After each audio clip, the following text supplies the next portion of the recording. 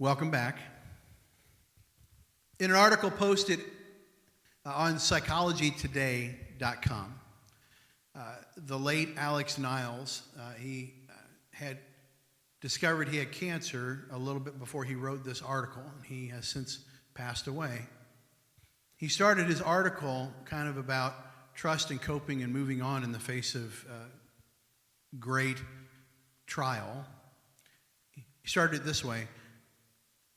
I read that fear is an emotional response induced by a perceived threat that causes a change in brain and organ function, as well as in behavior. Fear can lead us to hide, to run, or to freeze in our shoes. Fear may arise from a confrontation or from avoiding a threat, or it may come in the form of a discovery. I really appreciated just that little section of how he started out that article. This is what fear is. We live in interesting times.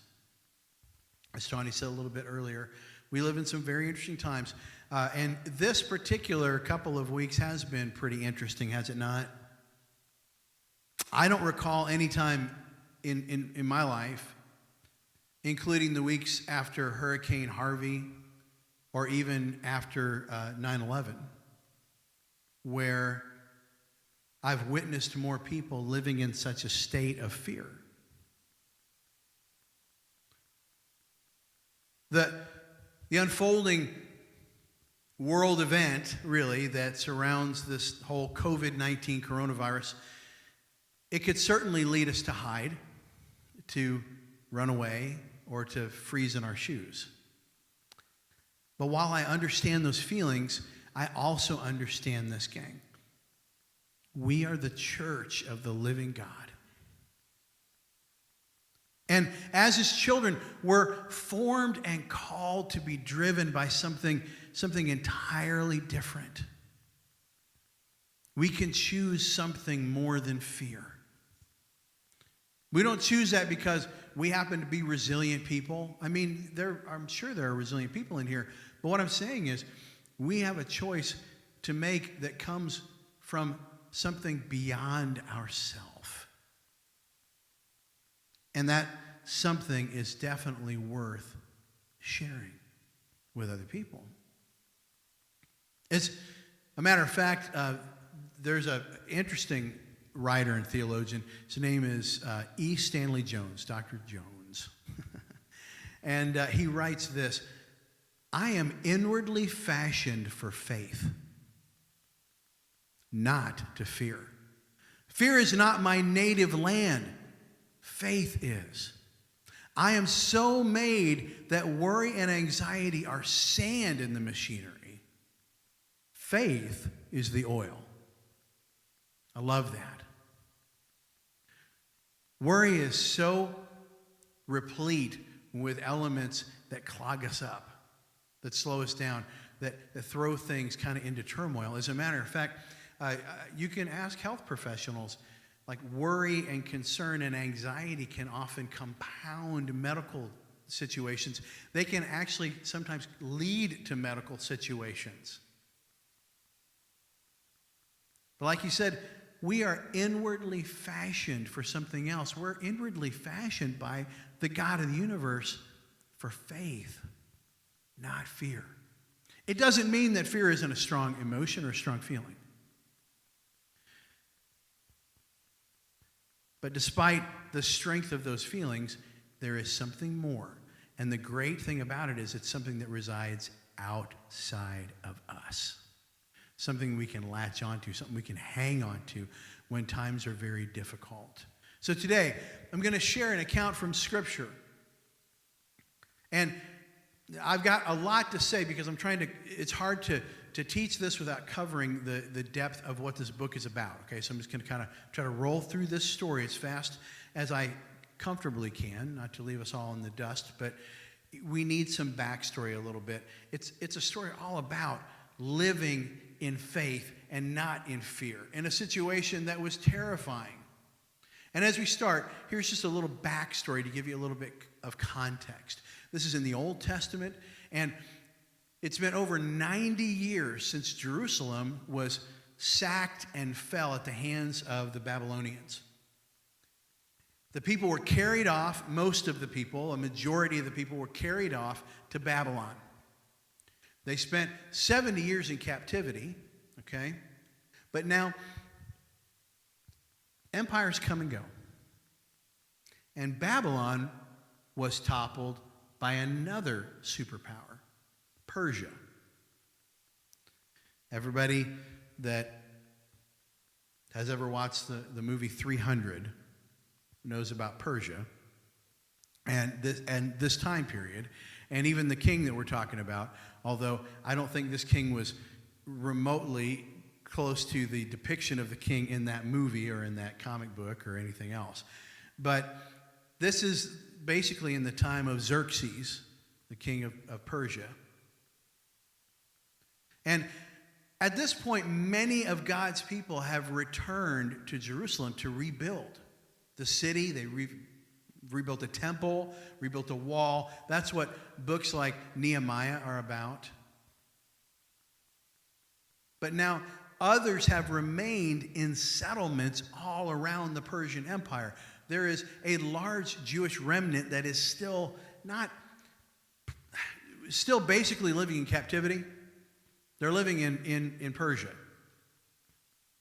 So, as our story begins, Xerxes, the king, is in his capital city. The city's called Susa. Now, he's been king for just 3 years at this point, okay? And we know from Greek history, from Herodotus, actually, specifically, that he's planning on invading Greece in 2 years. Okay, so this is, 2 years before he actually invades Greece. So, to set the stage for this event, for that invasion, Xerxes threw this huge 6-month party to let people know just how great he was, just how powerful he was.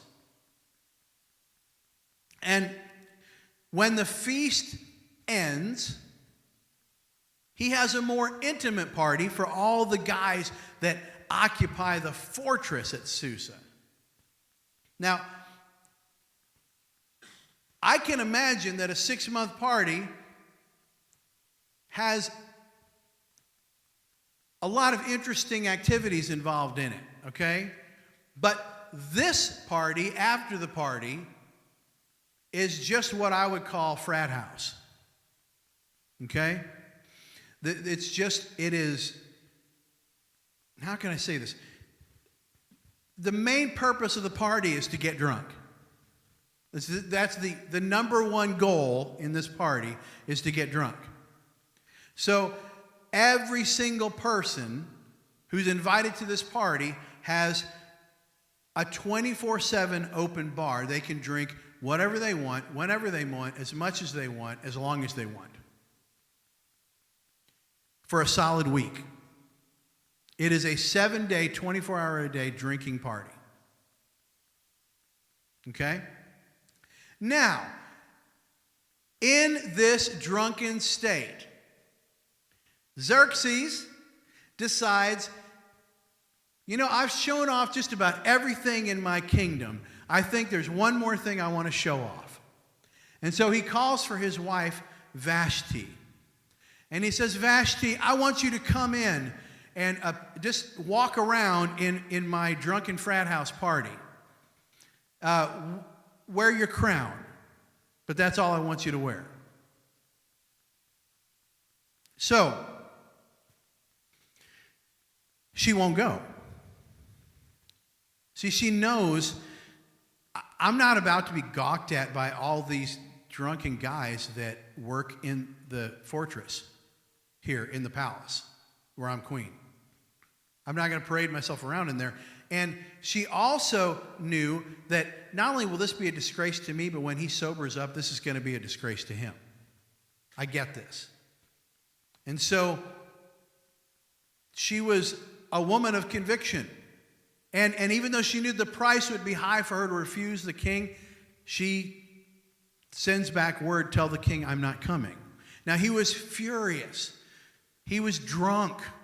And in a rage, Xerxes deposes Queen Vashti and says, banishes her. You will never again in all your life appear in my sight. Now I want you to remember that because he makes this an edict. And when a king of Persia made an edict, it could not be repealed under any circumstance, including by the king himself. His word was law, period. Even if later he went, well, that was stupid.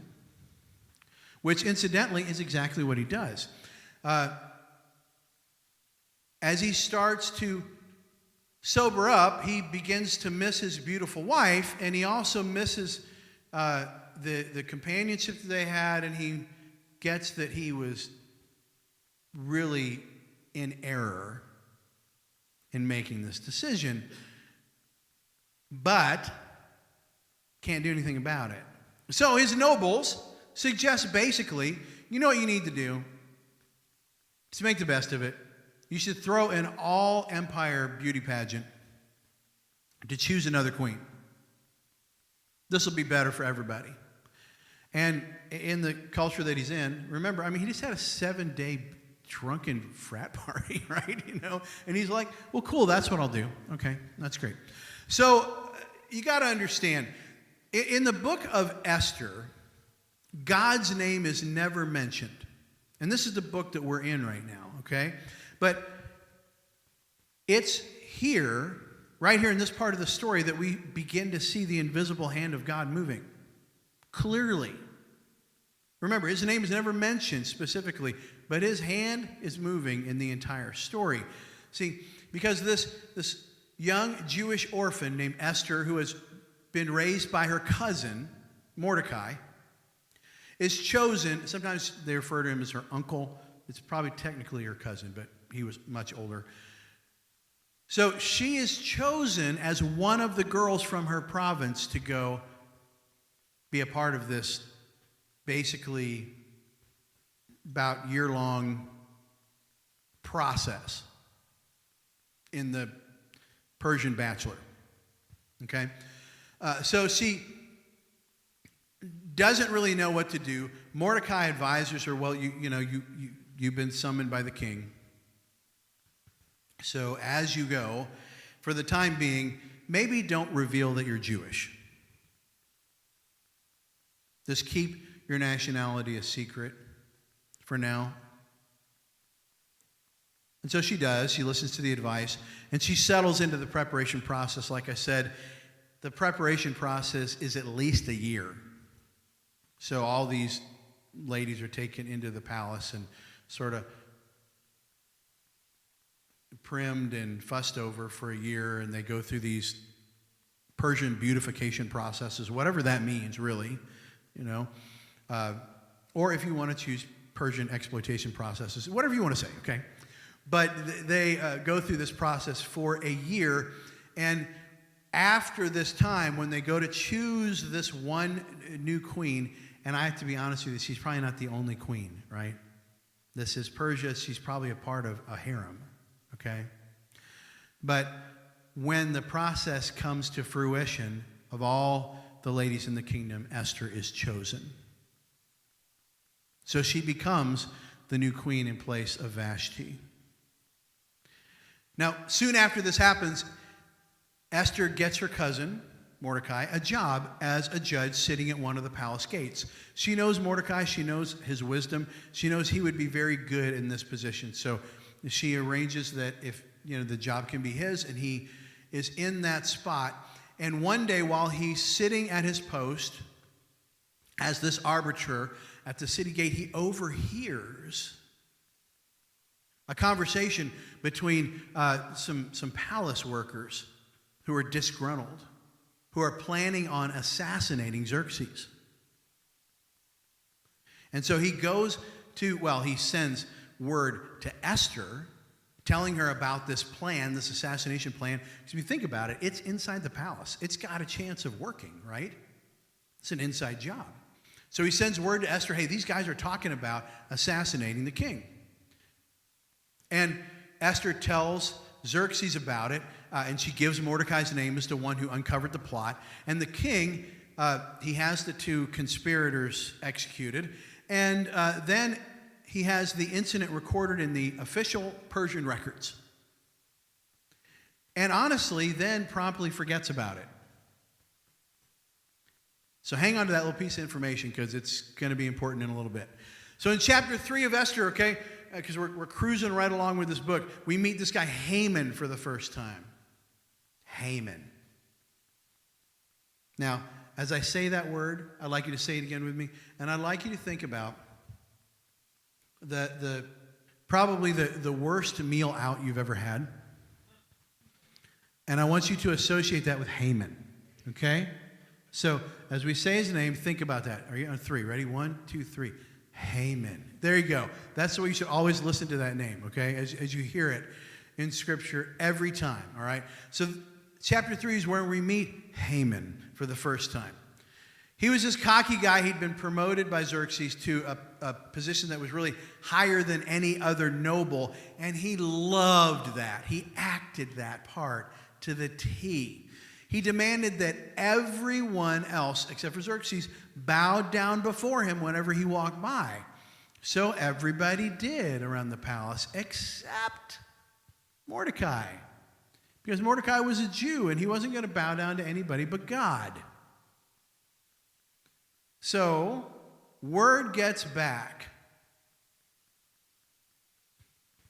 to Haman. Hey, Mordecai's not bowing down. What do you mean he's not bowing down? When you walk by, dude, everybody else is bowing. Mordecai just sits there. Everybody else takes a knee. Mordecai's like, Haman. Happens every time, dude. You don't see this? Well, no. I'm just used to the people. Seriously, every time. Haman. So when Haman hears about this, he decides to test it for himself. So he parades himself past the gate. And sure enough, everybody else takes a knee. Mordecai, Haman. Now, Haman's reaction is recorded in Esther chapter 3, verses 5 and 6. This is the first thing on the screen if you want to follow along, or you can follow along, of course, always in your Bibles. I'm reading out of the New Living Translation. When Haman saw that Mordecai would not bow down or show him respect, he was filled with rage, which seems like a little bit much for this, but we'll find out why soon. So he decided it was not enough to lay hands on Mordecai alone. Now he's already decided, you know what? You don't bow down to me, you need to die. That seems extreme a little bit to me. But since he had learned that Mordecai was a Jew, he decided I'm going to destroy all the Jews throughout the entire empire of Xerxes. Now, when we hear that, we might think, well, that's more than a bit much, isn't it? Why? Why does Haman hate the Jews so much? Well, interestingly enough, it all goes back to the very first king of Israel, Saul. You see, Saul was commanded by God to completely destroy a group of people who were especially wicked. They did all kinds of horrible things. Human sacrifice, child human sacrifice is one of the most popular things they practiced. And God said, I have given these people time after time after time after time to repent and go away from these wicked ways. They will not. So I want you to destroy the people. Now, Saul decided that what that meant was, I'll destroy what I want, but, golly, I don't know if I want to follow through all the way with this command because, Lord, there's a lot of nice stuff. And when you say completely destroy, the term is devoted to destruction. It means you absolutely burn everything, including property and livestock. Everything gets wiped out. Saul thought, that's just too much. So we're going to keep the choicest stuff as kind of a reward for the army. Now, what happens here is God is obviously displeased with what Saul's done. But in the meantime, Saul not only has not done all the things that God wants him to do, he's also not killed the king. He's just taken him prisoner. So there is a prophet in Israel at this time named Samuel, and Samuel follows the Lord's instructions, and he executes the king. But it's likely because of kind of Saul's carelessness, that some or much of Agag, the king's family, is left alive somewhere else. Again, the king's name was Agag, and Haman was Haman the Agagite. He was a descendant of Agag. So his entire family has hated the people of Israel since that point. And now they have had lots of opportunities to live in that hate. I mean, generations stewing in that hate. So after Haman decides that all Jews in Persia need to be destroyed, he gathers his astrologers together on New Year's Day, and he casts lots to determine exactly the day, the perfect day for implementing this mass destruction. Okay? And the lot indicated that the 13th day of the 12th month was going to be that time. Now, I know the whole casting lots thing. It sounds totally random. But it is a really interesting little caveat here from Proverbs 16:33 that gives us this really interesting perspective on that whole casting lots thing. Take a look at what it says. I'm going to read it out of the New American Standard Bible. The lot is cast into the lap, but its every decision comes from the Lord. So what they're saying is sometimes when they're sort of rolling the dice on these random things, God says, I want that to happen. So I want you to understand God is sovereign. He's the one in charge of everything. Whatever you're going through, let's just back out of Esther for a second. Whatever you're going through, God is over it. He's in it. He can bring you through it. I'm not saying he's going to make it go away. Way too many people teach you come to Jesus and everything is good after that. The problem is we live in a land, a world that has been marred by sin.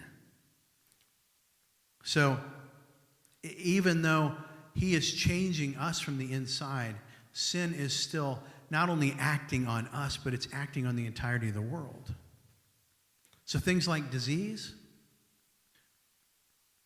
that stuff still happens because this world is in a fallen state. But no matter what you're going through, God is over it and can bring you through it. That is why Romans 8:28 tells us this. And I'm reading this out of the New International Version. I love the way they render this because it's so wonderfully aligned with what the original text says. It says, and we know that in all things, that's a very important phrase, in all things, God works for the good of those who love him, who have been called according to his purpose. What he's saying here is he doesn't make all things good. If you stop right there, God makes all things good. We even sing a song. We sing, you make all things work for my good, you know. But the way you need to read that and understand that is that all those things are not in and of themselves good. It doesn't mean you're not going to go through things that aren't challenging or even bad. But in those things, even in the bad things, God works for the good of those who love him, who have been called according to his purpose. So even in the situations that seem awful, God can do something with that. What that tells me, and this is just a freebie today, guys, even your pain has a purpose. Does he cause bad things to happen? No, it doesn't say that, does it? In all things. This is how God responds, regardless of the situation that has occurred. For those who love him, who've been called according to his purpose, no matter what you have been given, what the fallen, sinful world has dealt, what you're carrying with you, what your lineage has been, maybe even what your own choices have brought. Because sometimes we splash the mud all over ourselves, and sometimes we are the collateral damage of somebody else that's stomping around in the mud, right? But no matter what that is, in all things, God works for the good of those who love him, who've been called according to his purpose. Even your pain can be redeemed. Even your pain. So, back to the story. Haman goes to Xerxes and he convinces him that the Jews are dangerous. Because after all, this practice of Mordecai, do you think Mordecai's the only one that's doing this? I would say no.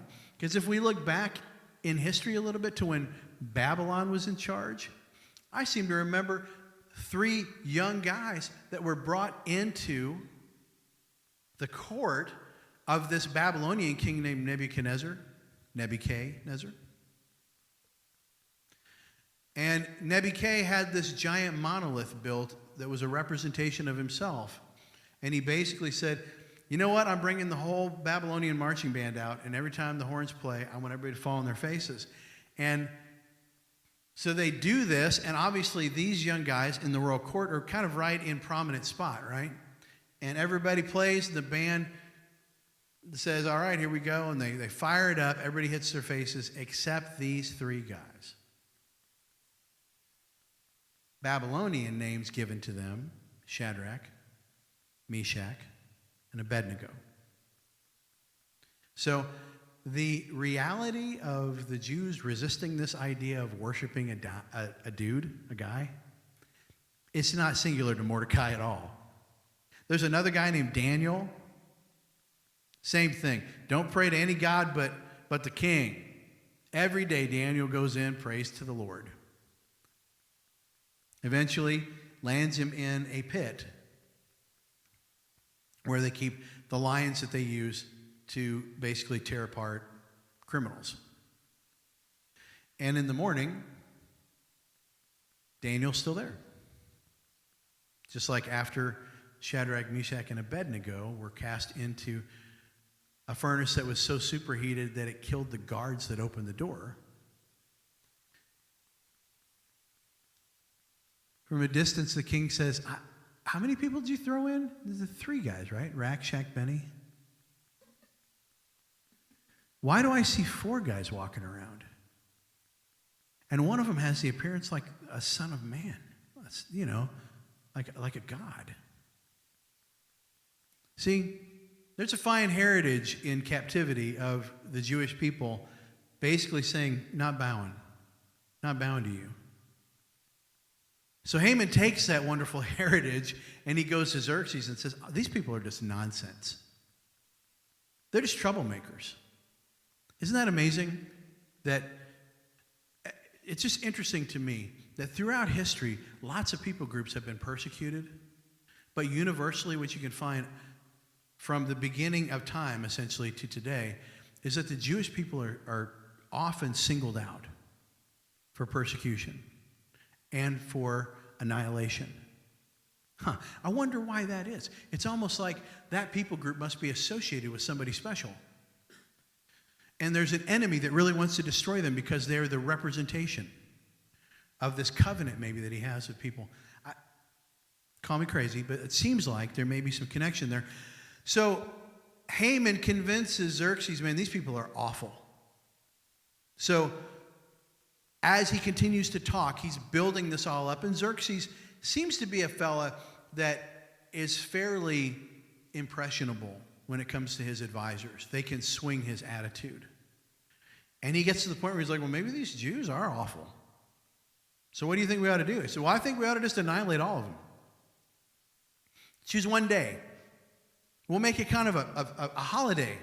It's kill the people of Israel Day in the Persian Empire. 13th, so you got to understand, Xerxes agrees with this. And so he issues a decree. Remember those irrevocable decrees that says the 13th day of the 12th month, all the Jews, men, women, children are going to be killed and their possessions plundered. It is literally the plot of the purge. Only nobody can do anything about it. It's just, you are the lambs being led to slaughter. It's absolutely planned genocide. Can you imagine being one of the Jews now? living in Persia, knowing that at some point in the future, next calendar year, the holiday is going to be hunting you down to kill you. This is an awful situation. So, maybe not surprisingly, we read this in Esther chapter 4, 1 through 3. When Mordecai learned what had been done, he tore his clothes. He put on sackcloth and ashes, went out into the city, crying with a loud and bitter wail. He stood outside the gate of the palace, for no one was allowed to enter while wearing clothes of mourning. And as news of the king's decree reached all the provinces, there was a great mourning among the Jews. They fasted, wept, and wailed, and many people lay in sackcloth and ashes. They were crying out to God. Why? Because the new national holiday was going to be the day we kill all the Jews. Now, interestingly enough, ironically, Esther is where? In the palace. And you know where you can't go if you are weeping and wailing and wearing mourning clothes? In the palace. And do you honestly think that a lot of the people in the palace knew what the decrees were that were being issued to the people? No. They were living in blissful ignorance of everything going on outside. So Esther has no idea that the king said this. So Mordecai sends word to her, and he fills her in. And then he urges her, go into the presence of the king, plead for your people. And then we find Esther's response in chapter 4, verses 10 and 11. Then she instructed him to say to Mordecai, all the king's officials and the people of the royal province know that for any man or woman who approaches the king in the inner court without being summoned, the king has but one law, that he be put to death. The only exception to this is for the king to extend the golden scepter to him and spare his life. But 30 days have passed since I was called to go to the king. She says, Mordecai, I haven't been called to see Xerxes in over a month. And anybody that just walks into his presence, we all know the law is you're to be put to death. That's basically to treat him with irreverence. And the only way that your life is spared is if he looks at you and he extends the golden scepter, which basically is the instant pardon for your offense. I mean, what this shows is that she was afraid, right? And for good reason. She knew this. She knew what had happened to Vashti, right? Vashti didn't break this law, but she went against the king's decree. So he didn't kill her because he realized, well, I was drunk and what I asked you to do was stupid, but still you broke my rule, so you're banished. Now, so she knows what had happened to the other queen. Esther knows I am a Jew, and she knew the law. Going into his presence, that was permission for him to have her executed. So now Mordecai loved Esther like a daughter. We read that. But when he hears about her hesitancy, he reminds her of several really big truths that maybe she needed to hear. And this is what we read in Esther 4, 13 and 14. Mordecai sent this reply to Esther. Don't think for a moment that because you're in the palace, you will escape when all the other Jews are killed. If you keep quiet at a time like this, deliverance and relief for the Jews will arise from some other place. But you and your relatives will die. Who knows if perhaps you were made queen for such a time as this? I love Mordecai's understanding of God's sovereignty. He knows that God is going to accomplish what he intends. God's going to do what God's going to do, Esther, regardless of your involvement or mine. He's saying, Esther, I mean, you're important, but you're not indispensable, just like me.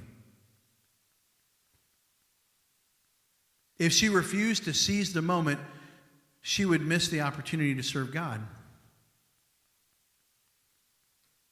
But she would not be, for that reason, tying the hands of God. With that in mind, think about this. Think about how Mordecai ended his message for such a time as this. Wherever you are in life, who knows? Who knows that this is not the Lord's hand putting you where you are, putting you there for such a time as this? No matter where you are in life, who knows but that God has put you there, wherever that there is. Even if you think, I can't believe I'm here. Well, maybe that here is for such a time as this.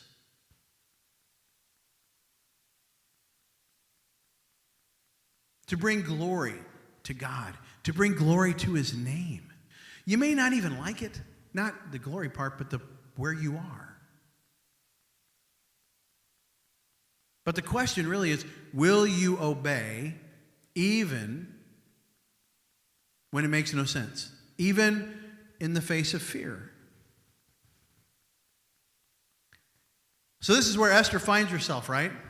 And she decides she's going to obey even though she's afraid. Now remember, gang, courage is not the absence of fear. Rather, it's the judgment that something else is greater than the fear. Something else is more important than my fear. So she instructs all the Jews in Susa, please spend 3 days praying and fasting on my behalf. Notice that she doesn't try to do it alone. She knows she needs some help. She needs God's help. And she's going to go to him by asking for the help of the people as well. So after the 3 days of fasting and praying, Esther puts on her royal robes and she goes to the inner hall in front of the king's hall. I guess she was praying, Lord, please let him receive me. And she passes by, and I can just imagine Xerxes is sitting on his throne, and he looks up and he sees Esther sort of approaching, and it just seems, the way it's written, like he just kind of smiles and he extends the royal scepter. And he literally says this, what do you want, Queen Esther? What is your request? I will give it to you, even if it is half the kingdom. Now that is a response that I would credit partially probably to who Esther was and the way she carried herself, but also to the power of prayer. And let's not discount what fasting does as well. So she tells him, King Xerxes, I would like you to join me and bring Haman too for a special banquet that I have prepared. Would you come to dinner with me? And please bring Haman with you. And he's, excited about this, it seems. And so he brings Haman, who is especially excited about this. And they share this meal together, and after the dessert is served, the king again begins to kind of ply Esther. Well, what is it that you want? You can feel the suspense building, but she doesn't make the request yet. Instead, she says, this is my paraphrase, okay? This was so much fun. Why don't we do it again tomorrow night? Will you come to dinner again with me? And please, Haman, are you free for dinner? Now, chapter 5, verse 9 says, Haman left the banquet a very happy man. I think that's an understatement. As he's walking through the palace, he's just kind of out on cloud 9 thinking about how awesome it is to be Haman. When who does he pass? Mordecai. And so he's just tiptoeing through, and then there's Mordecai. Haman.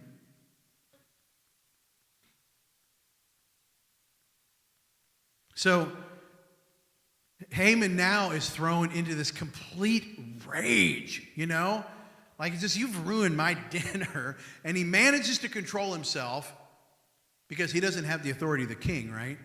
And he goes home, and that night at home, he calls all his friends together, and he tells them about his rise to the top, right? He's got to brag on himself a little bit because this is who Haman is. We read this in chapter 5. We pick up in verse 12. He says, "Oh, that's not all. Queen Esther invited only me and the king himself to the banquet she prepared for us, and she's invited me to dine with her and the king again tomorrow." And then he added, can't you just hear the pout in the voice too as he says this? But all this is meaningless as long as I see Mordecai the Jew just sitting there at the palace gate. Like, honestly, we don't have time to kind of go into Haman's psyche here.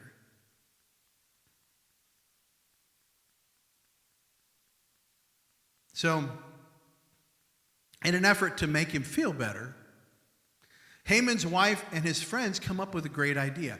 I mean, all this makes me think, man, Persia must have been a really interesting place to live. Because their great idea is, you know what you should do, Haman? You should build a huge gallows, is what it says. The reality is, you should build a large, sharpened pole. Okay? And by large, we mean have the builders make it 75 feet high. Okay, think about how high that is. We're in a building that whose ceilings are probably right around 30 to 36 feet high.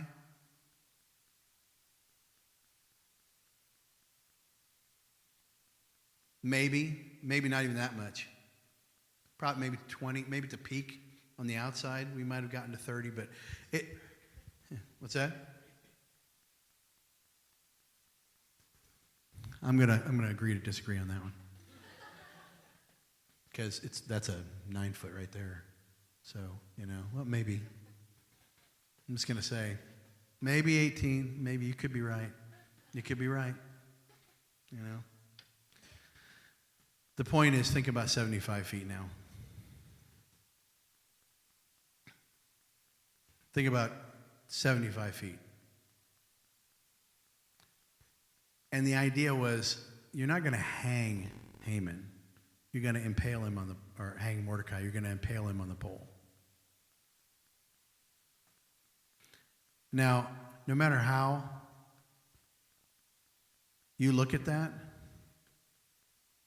what he's saying is, why don't you just build a way to execute this guy that parades him in front of the entire city?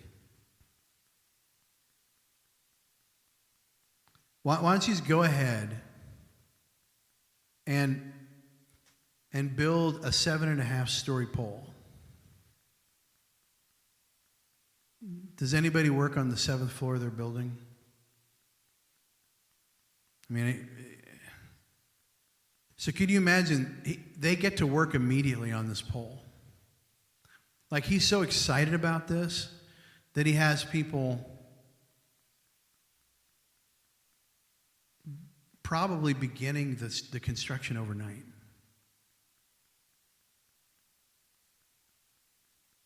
Because by the time we reach tomorrow at about the same time, around dinner time, they just about have it completed. So, can you see the level of hatred that Haman has?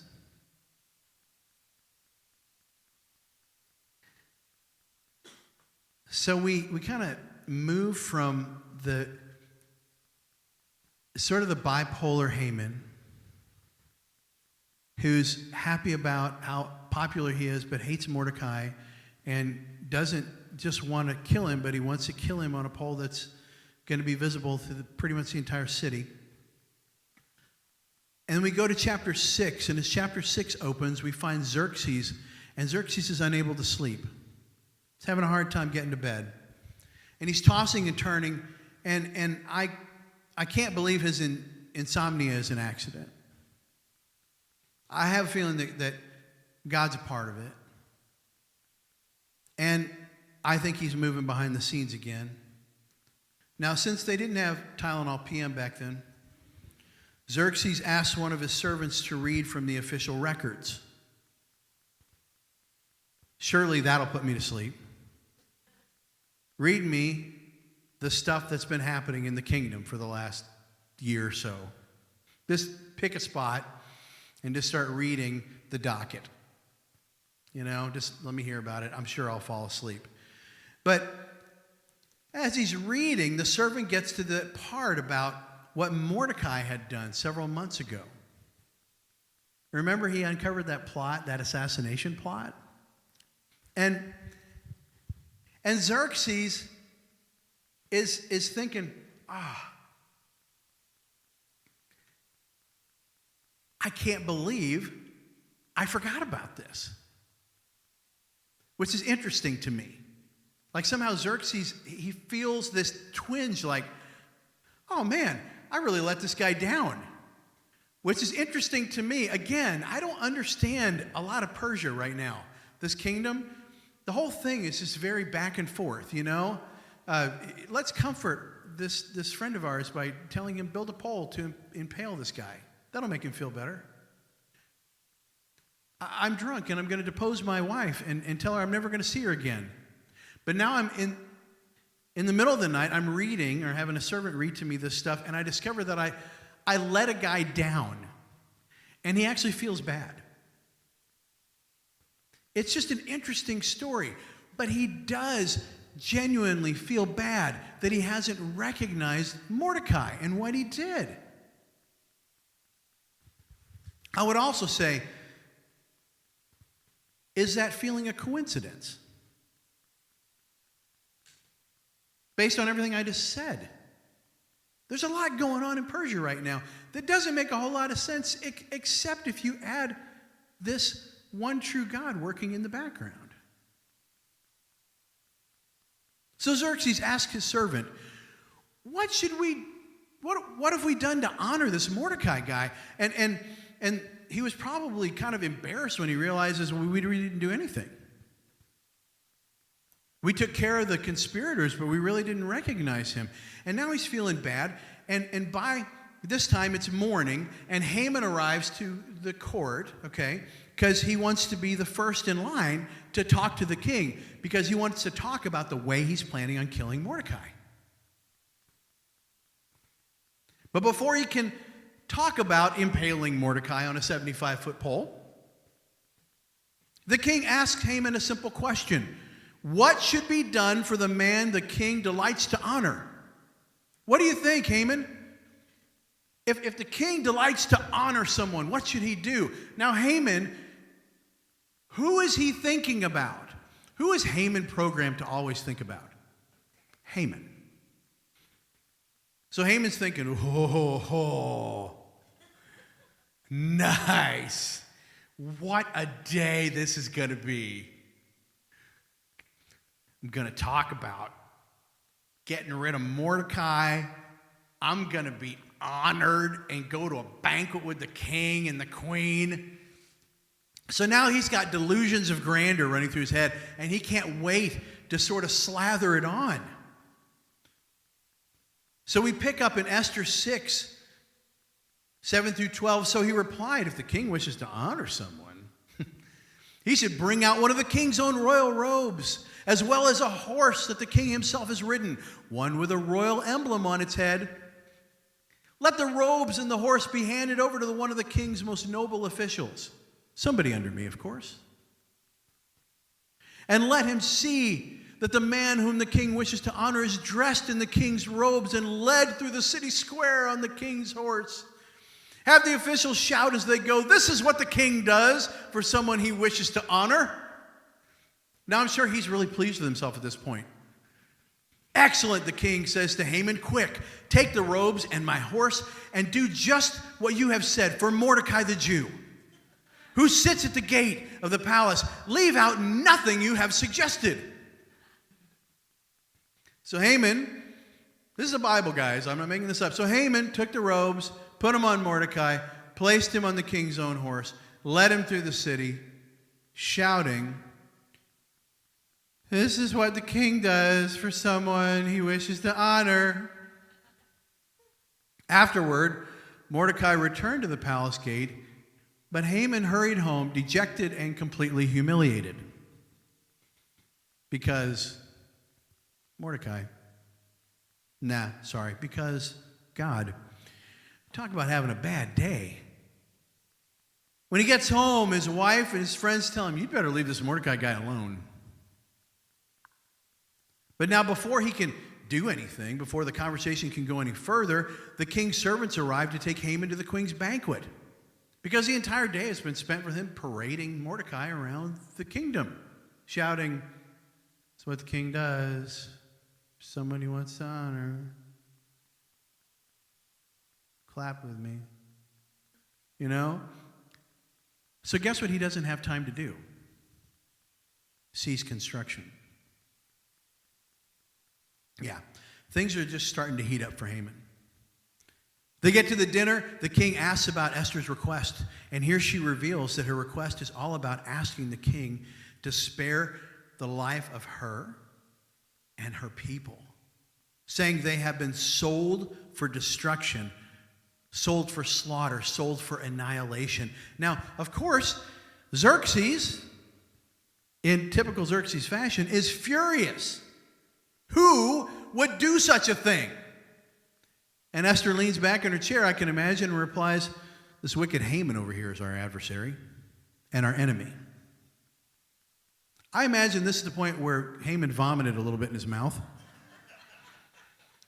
And Xerxes storms out in anger. I mean, he's so mad he can't even say anything. He's got to walk around. And so Haman thinks, I am really in trouble. And so he begins to plead with Esther. But in his sort of overzealous effort, he sort of trips. And she's sitting kind of on this reclining couch. Okay, imagine it's sort of, that sort of, I get the fainting couch idea that they had at one time. It was so popular design. I sort of get that in my head every time I think about this. And she's kind of reclining on this couch. And he sort of slips and trips and literally falls on top of her. And it's at this point when Xerxes walks back in. And what he says is not, it's repeatable because it's in the Bible, but I'll just let you read that later because it's basically, and you're trying to do this on top of everything else? And Xerxes' servants literally bag Haman, like they put him in a sack and haul him out, begging for his life.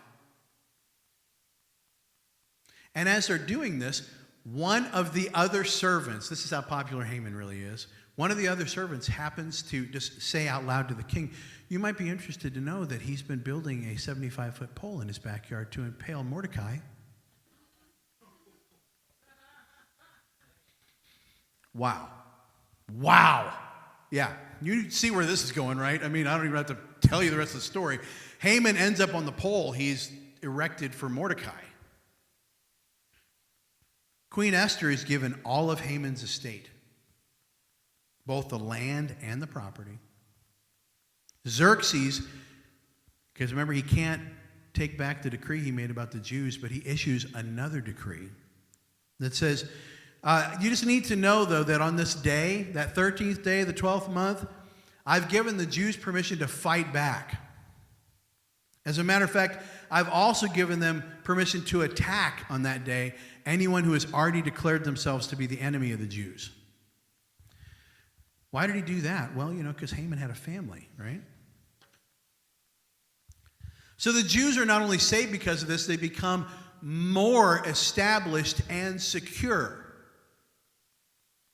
which leads to many in the empire turning to God. And then eventually they establish a festival on that day that celebrates this victory. The day is called Purim. And if you see a calendar, usually now you'll see Purim on the calendar, even to this day.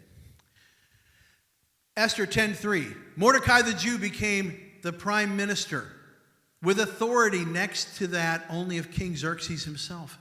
He was very great among the Jews who held him in high esteem because he continued to work for the good of all his people and to speak up for the welfare of all their descendants. Okay. Let's wrap it up. Something that screams from the beginning to end in Esther's story is this: follow God even when you're afraid. God is alive and he's moving in this world. History is his story. And just like Esther, you've been invited to be a part of it. God wants you to follow him. And in order to follow and to obey, even when you're afraid, you need to remember 3 big things. But those things I can get through very, very quickly. The first is this: even when he is silent, God is not indifferent. Even when he's silent, God is not indifferent. When Haman hatched this plot to kill the Jews, God was silent, right? We didn't hear from him. When Haman had the execution pole built, we didn't hear from God, not audibly. When Esther was wavering, God was silent. Sometimes God's silence is hard to take, but don't take it to mean he doesn't care. Don't take it to mean he's not working. God's delay doesn't mean his denial. He's never late, but he's rarely early. Number 2, even when it seems uncertain, your life has meaning. Even when it seems uncertain, your life has meaning. While making this decision, Esther didn't have the whole picture, did she? She had no idea what was going to happen. And often neither will we. You have to trust that in all things, God will work for your good. He's working for the good of those who love him and who are called according to his purpose. And finally, number 3, even when your situation seems impossible, there is still hope. Even when your situation seems impossible, there's still hope. If you were a Jew living in Esther's day for pretty much the entire story, you would have been filled with doom and gloom. The death warrant had been written for you and all your family. The situation was impossible. But God specializes in impossible situations. So, gang, what fear is God calling you to face today? Is it a fear rooted in your own doubts? Is it a fear of failure? Could it be a fear of success? Is it a fear of what God may ask you to do? Is it a fear of what others may think about you? Or is it the elephant in the room? The virus that has gripped our world with increasing fear. Gang, your ability to overcome that fear, whatever it is, it depends on who is leading your life. Because that leader supplies the courage and the strength and the power to overcome. So be honest with yourself. Who is it that leads your life? If it's God, no matter what your situation, you can rest in the promise that's made by Jesus himself in Matthew 19:26. With God, all things are possible.